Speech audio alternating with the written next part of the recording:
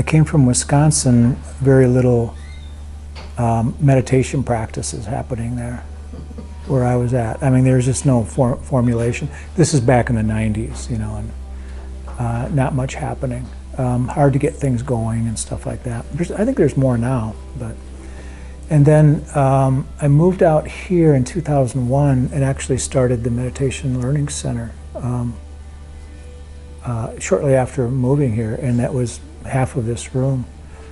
And for quite a while, we would run some classes in here and that type of thing, but the majority of my teaching was at a few different yoga centers and then at the AIBMC, you know, Arizona International Buddhist Meditation Center, which most of us know where that's at. That's that Sri Lankan temple. And they built us a beautiful, you know, meditation hall in back. It's just wonderful, wonderful place.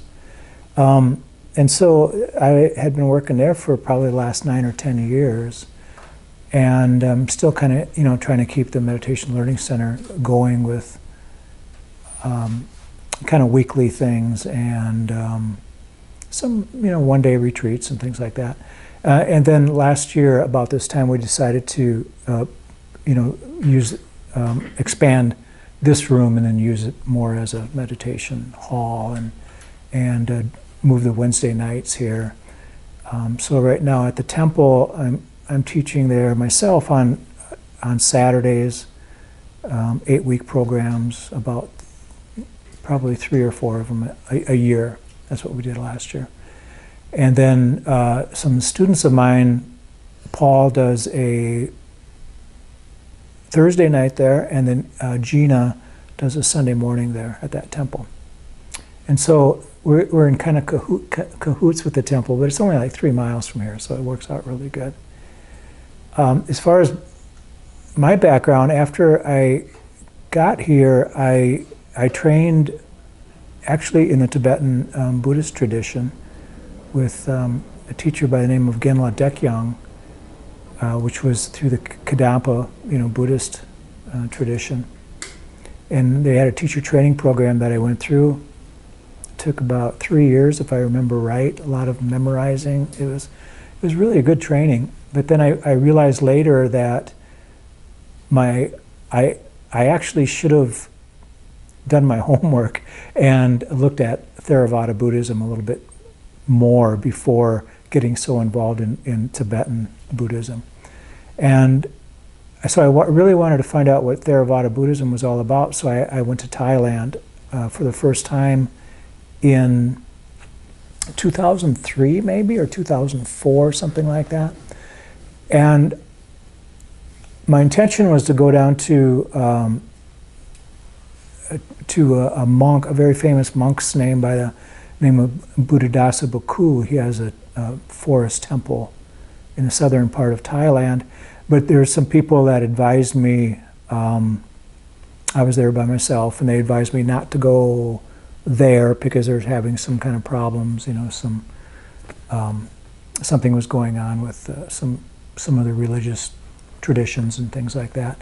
So I said, well, I don't know anything about Thailand, where do I go? And they said, you know, go north, it's nice and cool up there.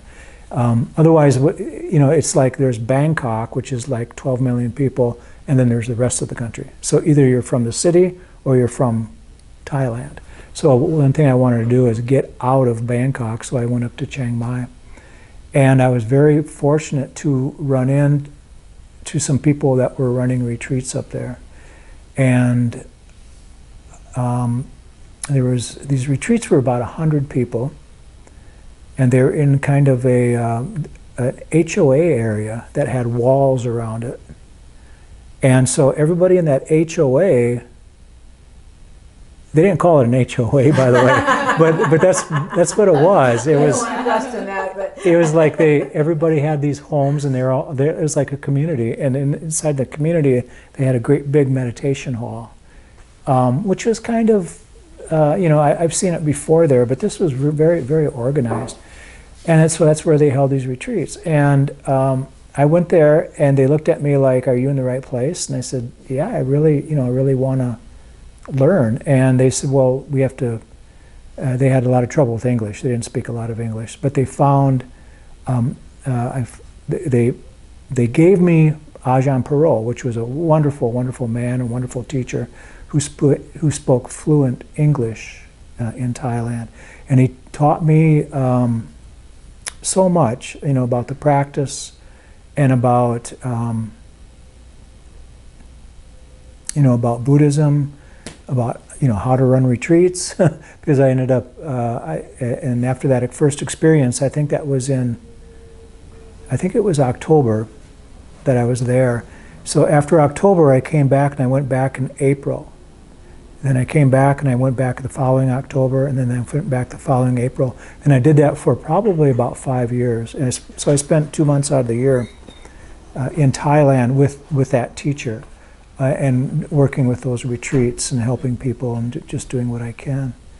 And it was a wonderful learning experience for me. And then eventually I came back here and I started doing more teaching here, based on the experience that I gained in Thailand. And Thailand is pretty much all Theravada Buddhism. And if you're not familiar with the difference of like Tibetan Buddhism, which is Mahayana, and Theravada Buddhism, the Theravada is translated as the teachings of the elders, pretty much. That's kind of a literal translation.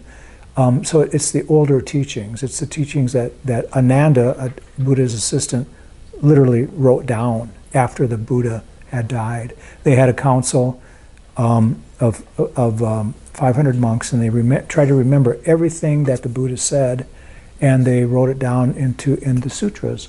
I had one out yesterday, but it's in the other room now. But the sutras are basically almost 100,000 teachings, in these different books. And so that's one of the big differences between Theravada and Mahayana. And the other difference is that Mahayana Buddhism, they have a belief in what is called the Bodhisattva, or Bodhisattva. The Bodhisattva makes a promise, like the Dalai Lama, for example, makes the promise to come back after their death. They come back to help sentient beings, us, to gain the knowledge, gain the wisdom, gain the morality, to awaken. And the idea is that the Bodhisattva doesn't want to, using Western terms, they don't want to be selfish, and say, oh, I'm liberated, I'm fully enlightened, see you guys later, I'm out of here, that kind of thing. They want to show some compassion and come back and teach others. And in Theravada Buddhism, they don't say that's wrong or anything like that, but they don't have that belief. They try to follow the teachings just the way the Buddha did it. Because they say that the Buddha did not make any kind of vow to come back. He said that I'm done. I've seen the builder of this house, and the rafters are all torn down.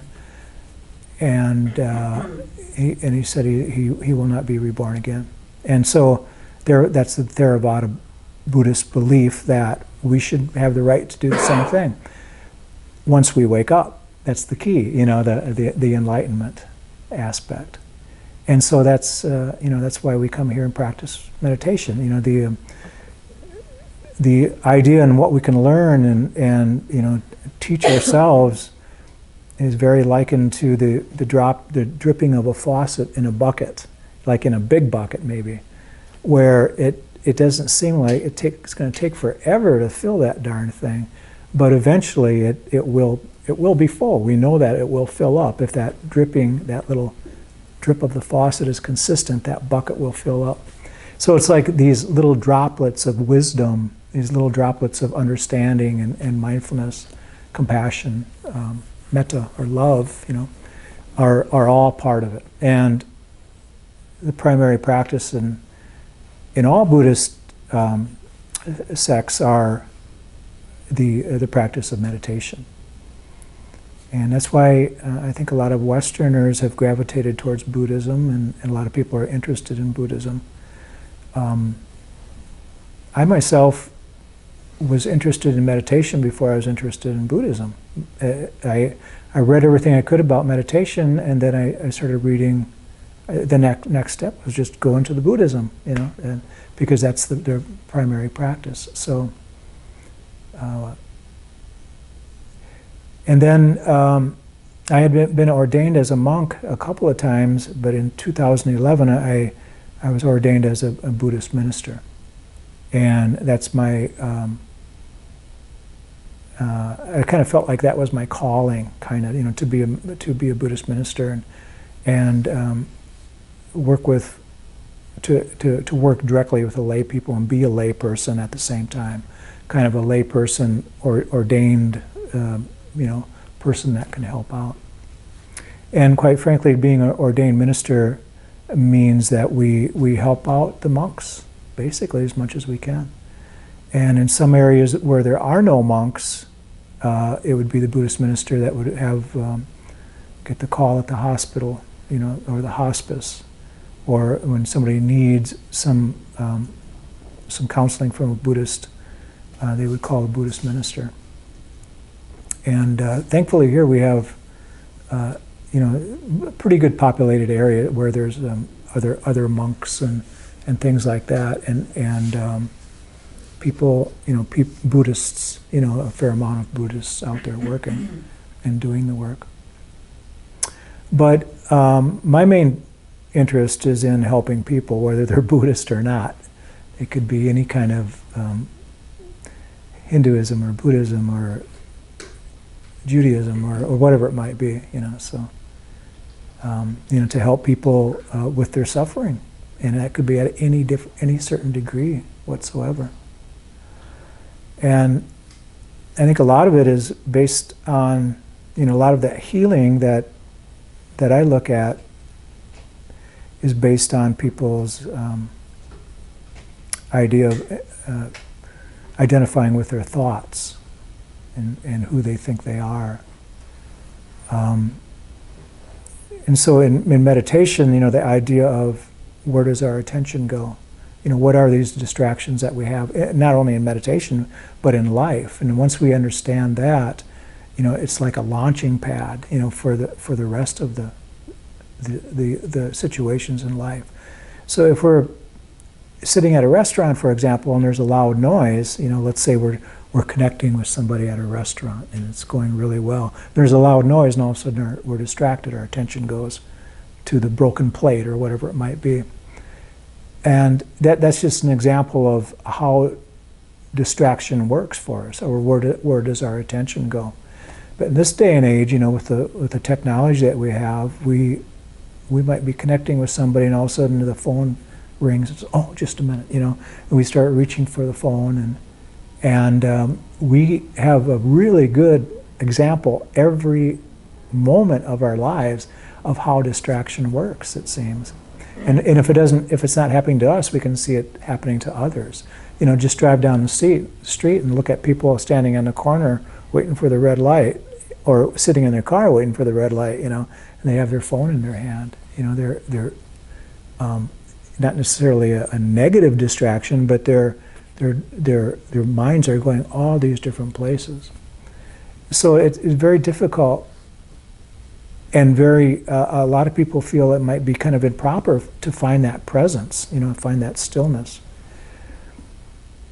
And so if we allow our minds to be, our attention to be torn away from what we're presently doing, what does that do for the thought process, our thinking process, and how we want to rest in this presence, not only in meditation, not only in formal meditation, but outside of it, and we start listening and believing our thoughts. And these thoughts that we have are really no different than the breath. I mean, they're just a very natural process of the body, but we feel like they are us at the deepest level. And we don't necessarily feel like the breath is us, but it's a part of us.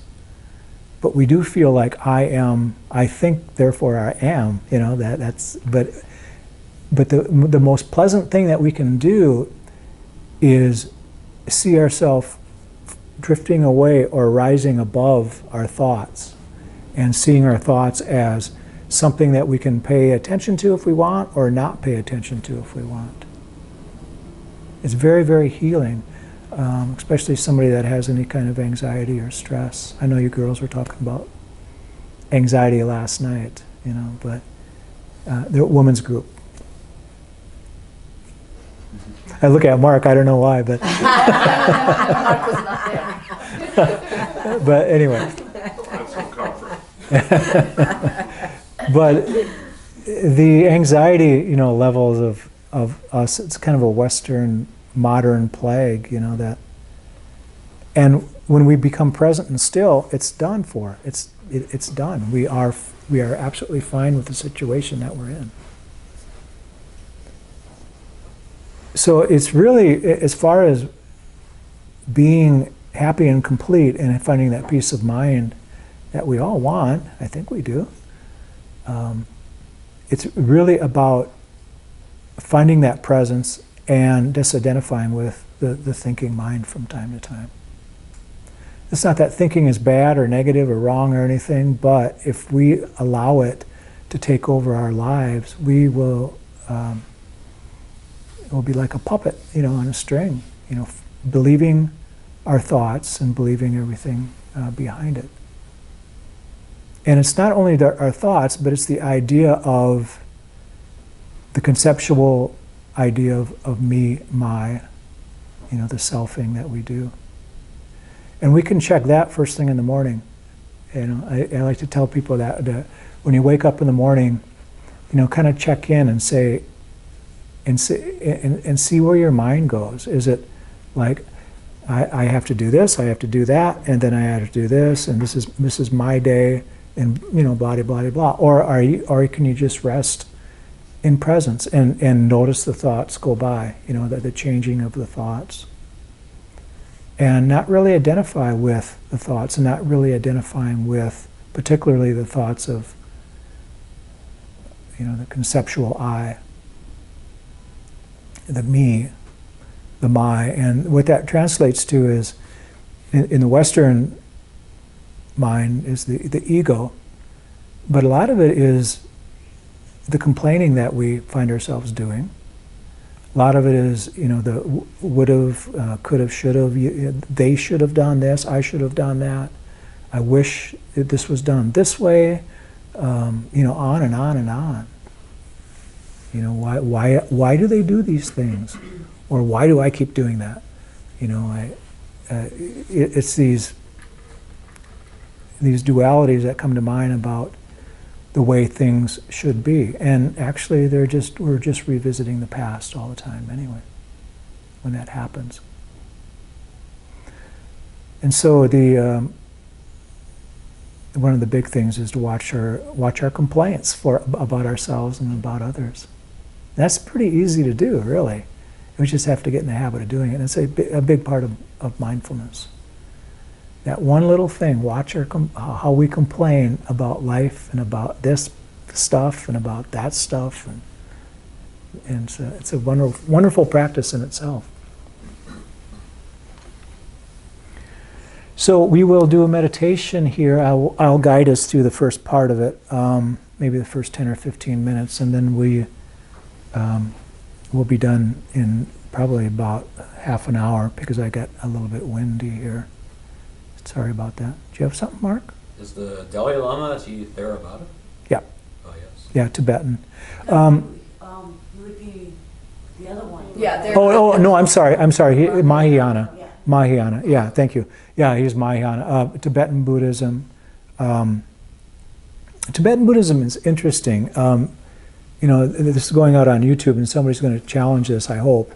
But they have it's a mixture of Hinduism, Buddhism, and the shamanistic practices of the past. And so it's really an interesting mixture. But the other more popular Mahayana tradition is the Zen tradition of the Chan tradition of China, the Zen tradition of Japan and Taiwan, and Vietnam too. They, those are all Zen traditions, and those are all Mahayana. The Theravada is predominantly, a lot of people think of Thailand, but it's also Sri Lanka is the first country that comes to mind for a lot of people, probably Prita, like Sri Lanka, as far as... There are a lot of, it's called Hinayana in India. Yeah. Theravada is not a word you hear a lot. Hinayana, There are a lot of Theravada Buddhists in India too. Yeah, oh yeah, yeah. Yeah, it used to be called Hinayana a lot more than now, it seems. Hinayana means small vehicle, and Mahayana means big vehicle. And so I don't know, the languages in the West anyway, the languages kind of changed from Mahayana and Minayana, or to these to Theravada. Do you know what Theravada means? Pardon me? What does Theravada mean? Teaching of the elders. Oh, that's right. Yeah. Sri Lanka, Cambodia, Thailand, parts of Malaysia are predominantly Theravada, and parts of India. India is really kind of a melting pot sort of, which is it's kind of funny. Because ever since the Dalai Lama moved there, took exile there, there's Yeah. a lot of that part, Yeah. that sect Buddhism is Yeah. very prevalent after he moved. A lot of the Tibetan Buddhists study in India. That's where they go. Yeah, Because that's where their dharamshala is where they are, because they were driven out of their homeland. Right? Yeah, So, they're protected there. Yeah, they took political asylum there. thankfully. Yeah. Yeah, it's funny how those things. It's a whole new topic, but it's funny how those things help spread Buddhism. They get kicked out of their country basically, and then Tibetan Buddhism just spreads throughout the world. Yeah. That easy, because they go, where do we go? Oh, come over here, or come over here, and then they start teaching. It's wonderful. It's really beautiful. I never thought of it that way. Yeah, it's a blessing. It's a blessing in disguise. So please make yourself comfortable.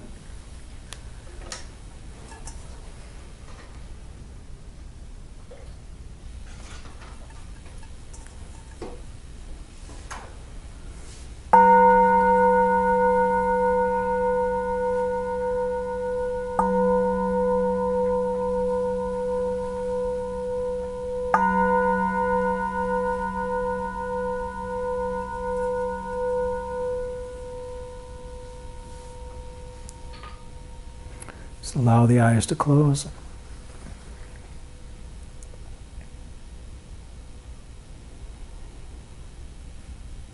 Bring your attention to the body. Matter of fact, you can bring your attention to any part of the body. And notice how your awareness lands on that spot. If you have a clear decision and where the attention should go to, it can easily land there. And if, with a little bit of determination, we can keep our attention there and still listen to my voice. We might be able to hear other sounds, and if there's other sounds happening within the room, and still keep part of our attention on that aspect of the body.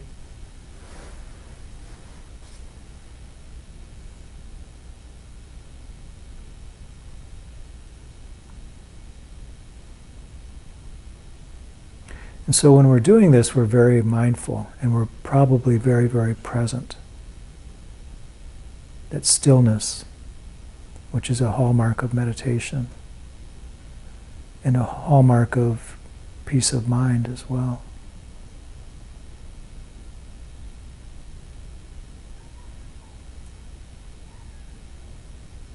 By placing our attention on something as simple as a body part, whether we're using the breath or the right hand or anything that we feel within the body. we're using the body as our meditation object, or some aspect of the body.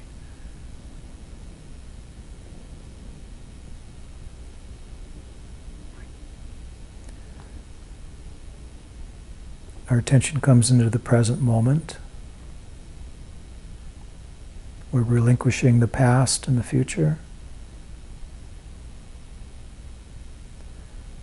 And if we really look deep enough, we can notice that we have a great deal of peace of mind just from doing this simple little practice.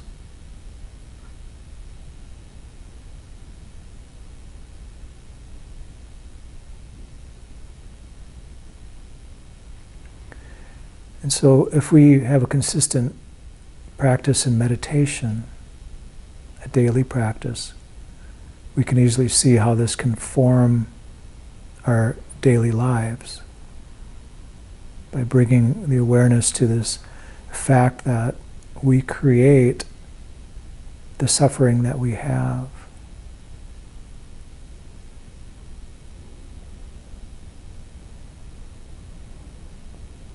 And the Buddha said that we create our suffering through our desires.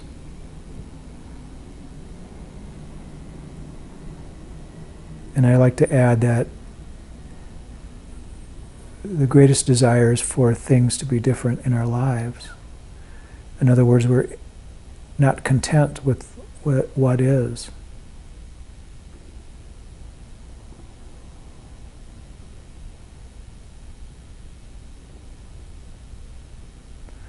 And even if something goes horribly wrong and something is very upsetting for us, if we're distracted from that negativity, our minds can be distracted from all the different kinds of suffering as well as anything else. And then for that moment, we can be fine. We probably notice that when people are striving over something and then they kind of laugh about something. It's like they're giving themselves a break from that suffering.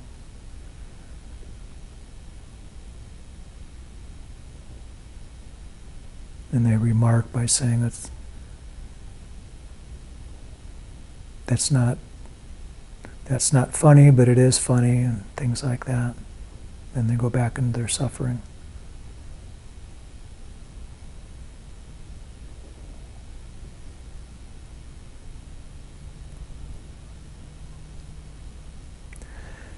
And the worst development of that area of the mind is that the mind starts identifying with the suffering itself as being a part of us, being a part of me, that this is my suffering. This is my past. These are the horrible things that happened to me.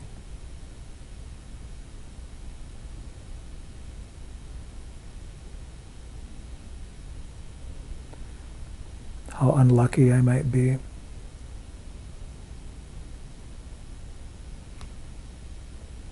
My bad karma.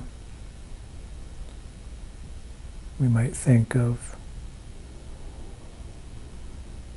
the horrible things that had happened that might happen again in the future. And we can be absolutely hopeless in the moment by being overcome with fear that something's going to happen again that has already happened.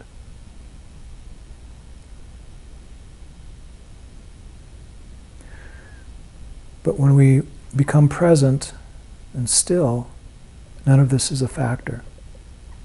But the problem is that we can have difficulty doing this if we don't practice it somehow. And that's where the formal practice of meditation comes in.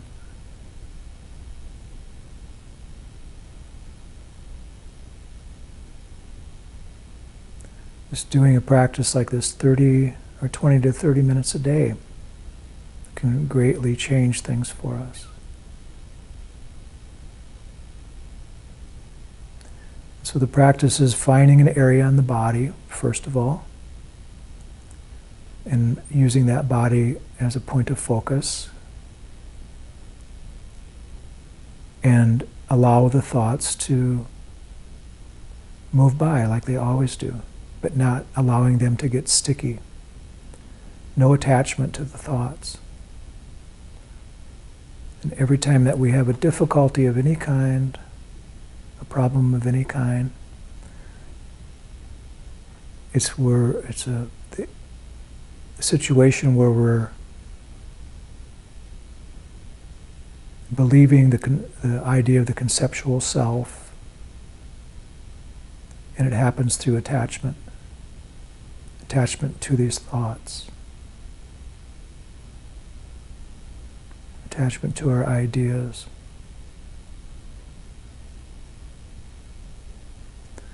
And meditation can allow us to see this and be very gentle and be a very, very subtle practice at times, but when it's done consistently, it definitely works.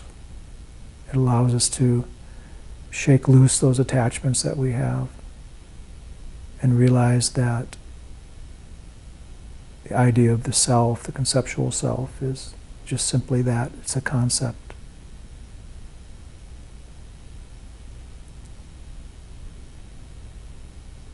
And it all starts by just allowing the thoughts to be out there, not attaching to them, not identifying with them. One way we can do this is imagine all the thoughts that we have just to be on the ground, and that we can float above these thoughts and see them. See each thought that we've had and each thought that we're having. See it below us as if we're drifting and floating above it. We're not hanging on to any of these thoughts. We're not trying to grasp them or cling to them. Just allow them to be what they are, just simple thoughts without much meaning if we decide that they should not have meaning.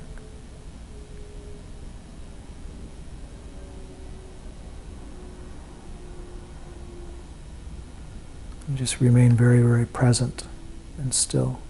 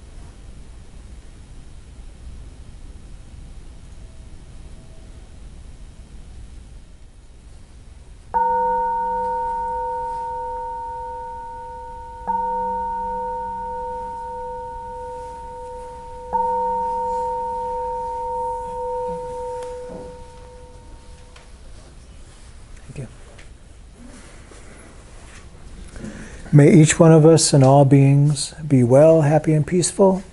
May no harm come to us. May no difficulties come to us. May we all meet with spiritual and worldly success. May we have the patience, courage, and understanding to meet and overcome any problems or any difficulties that we might face in life. Thank you, everyone.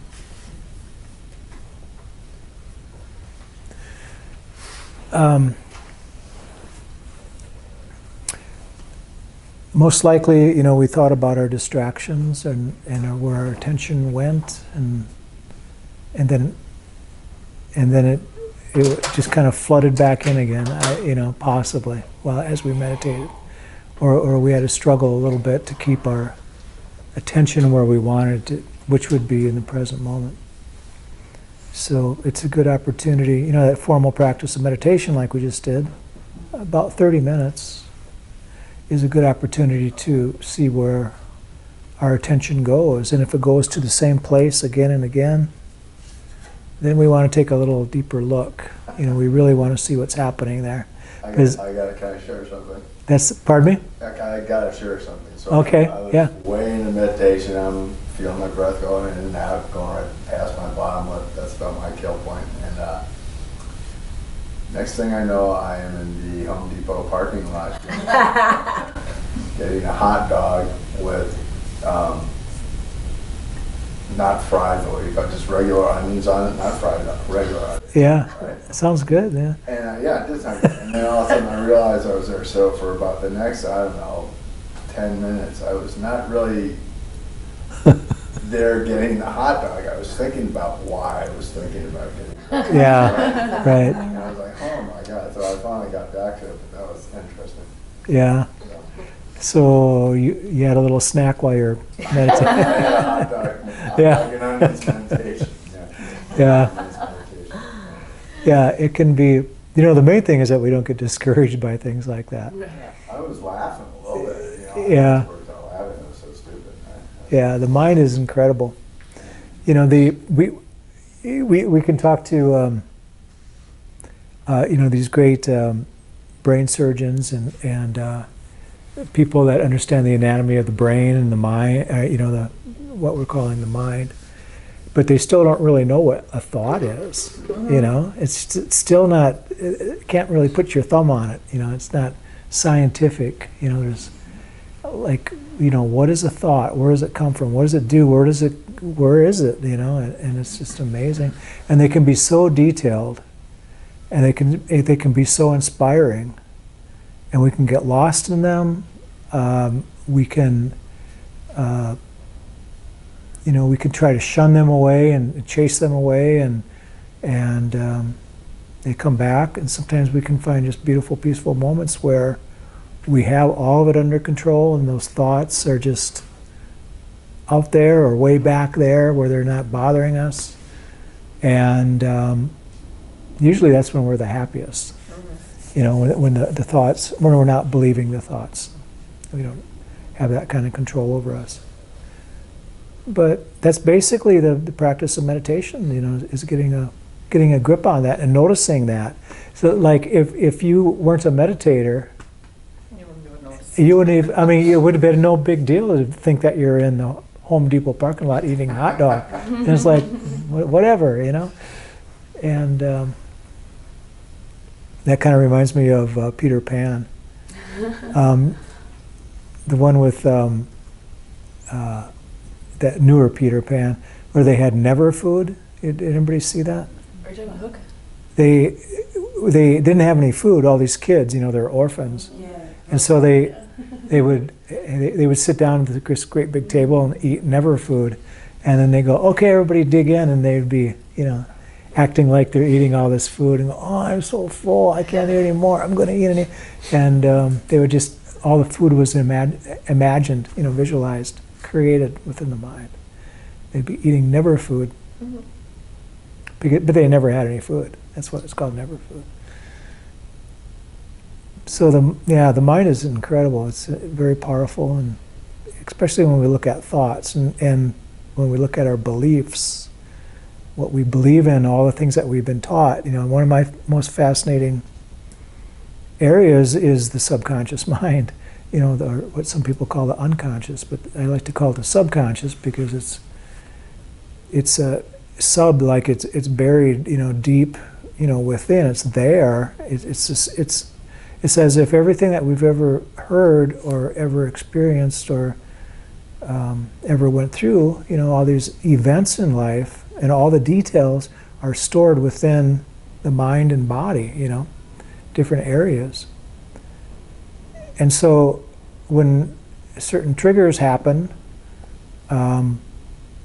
we can, you know, we respond to it differently. You know, everybody responds to a certain sound differently based on the storage, you know, how the subconscious is stored. All these thoughts are stored within them. And we have a feeling, we believe that the conscious mind is in charge, but it's just a fraction of what is actually stored within us, you know, in the subconscious. It's a storehouse of everything that has ever happened, you know, and it, at the same time, it keeps us alive. It functions, it keeps the heart beating, keeps us breathing when we forget to breathe, you know. I mean, if we had to remember to breathe all the time, it would be one heck of a short life, I guess, because we would, as soon as we went to sleep, we wouldn't make it. But the subconscious keeps us breathing, and it keeps us the blood flowing, keeps the all the intestinal operations happening. You know, it keeps us alive. But yet, it can cause a great deal of problems for us because it feels like it's protecting us in many ways. Protecting us from not knowing, you know, the truth about a lot of things. As if we're not ready for it, or like it's not going to help us. And in some cases, you know, there can be an overload, you know, where the subconscious can be very helpful. Like in some cases where, you know, somebody might have PTSD or something like that, and all these things just come flooding out, and it could cause problems, you know. So the subconscious can be very helpful in that area, but for the most part, it's overreacting, and it's not letting us get a view of these things that we really should be taking a look at in order for us to feel complete in life. It's not allowing these things to surface so we can go, ah, that's reality. And that's why they call this, one of the benefits of this meditation is that the insight that it arises for it. You know, we call this vipassana or insight meditation because of the arisings of these subconscious things that are buried within. They come up and we go, ah, look at that. You know, the truth in some, you know, to some degree. If it's a true insight, it would be the ultimate truth.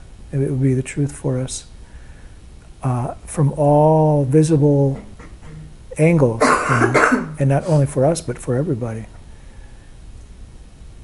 The Buddha's insight, one of them was impermanence, you know, that everything is in constant flux, constantly changing, constantly moving, constantly either being created or disintegrating somehow. Everything is changing, and that's a truth that we all can, you know, realize. It's a truth that we can all use to a certain degree, to many degrees actually. But we all have our own insights, and so if your insight is, I'm eating a hot dog in the Home Depot parking lot, that's, you know, there's, with raw onions, you know, even those kind of things that you really don't want to discount them, because there's probably something behind it, you know, something you can use. You're probably hungry. You're probably hungry, yeah. You want craving some onions or something.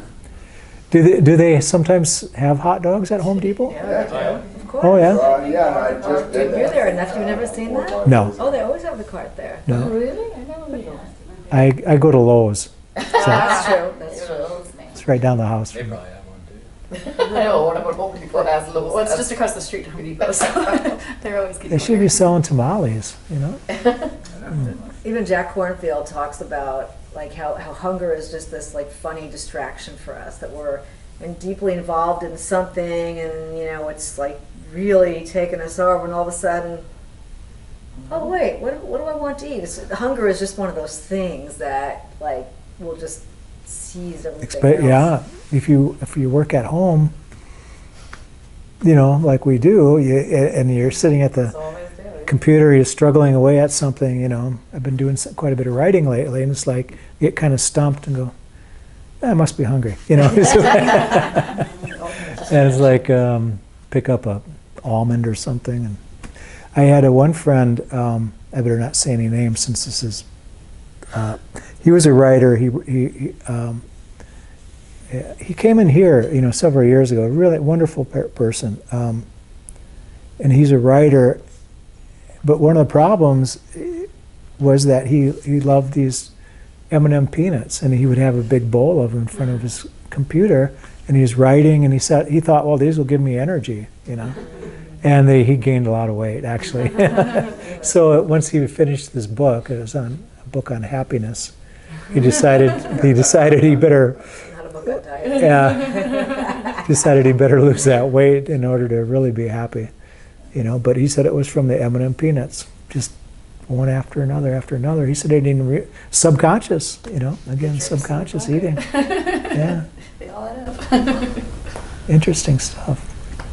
I had a really interesting experience because I've had some back pain and things, and so the last couple of years I've been aware of using pain as the focus of meditation, but never been very successful. In the last year, I've really been challenging myself to do it, and my leg went completely numb, and I was like, I wonder if I could meditate through this. Yeah. And it got worse and worse. It felt like it was 30 minutes and about 30 seconds, and I couldn't go any further. I had to basically stop and reshuffle and everything. But do you have any advice? When my right leg will go numb sometimes, especially on a round cushion. That's why I use these kinds. Yeah, I got it. But what I'll do is I'll just put something underneath the knee, and then it goes away. Oh, okay. For myself, it's like opening up something. Well, sometimes when you start fighting the pain, you get lost in the pain instead of using it as a focus. So having to find that balance where you're not. I think the side saddle thing, that seems that does it. That helps. I do have a pillow normally that you can sit on. It's like in between your legs, and that seems to help a lot. Yeah, having your own cushion really helps, and any kind of, like, even these round cushions here, my right leg will probably fall asleep if I used one of those. But if I'm Something under the knee always helps. Yep. My left leg always falls. just if I raise the knee just even a little Maybe you're bit. getting like a sciatic Something pinch or with something the too. blood flow and blood circulation. Yeah. The leg won't fall off. That's. The tingly does get more powerful though if you just let it sit there. Yeah, eventually it becomes like a tree stump. Yeah, it was really starting to throb, really and it was weird getting feeling. like really intense. Yeah, It was- it's kind of. I guess I've never really tried to sit with a numbing feeling and just let it sit there. Yeah, if your attention goes to something like that, you might as well correct it Yeah. and try to get back into the. Yeah, I actually like that feeling. When the leg gets really numb, and you lift it up, and then that it's like that life coming back to it. It's something to focus on, not necessarily the numbing, but the life coming back is pretty good to. That's a Good to focus on. Any aspect of the body that we can focus on can bring us into that presence. So it's very useful. And then, of course, doing a practice like, I hope everybody caught that, where it's like seeing our thoughts. There's a lot of analogies. Seeing our thoughts like clouds in the sky, or seeing our thoughts like or sitting on a river's edge, and the thoughts are coming by in the river, like the bubbles, And then tonight I said to imagine that the thoughts are like on the ground, and that you're able to actually float above the thoughts, and you actually float above higher, and the thoughts are down there. So you're looking at them or reading them, noticing the thoughts. From that perspective, so that was interesting. It's a little bit. That's kind of borrowed from an NLP, neuro linguistic programming thing, where you can see your thoughts on a screen. Imagine yourself sitting in a movie theater, you know, That's how I and do see it. it. I see it on a screen. Okay, Just- yeah. just- yeah, and Same- I think that separates it from the. Separates so it. It's not needed very to helpful. external thing. Yeah, yeah, it absolutely does, yeah. Yeah. Yeah, and sometimes you can imagine that you are the guy running the projector to make another step, and then you and the person in the projection booth sees you, which is, and then and also the screen. So it's like another Astral step away. projection. Yeah, yeah. But try sometime though. It's very interesting.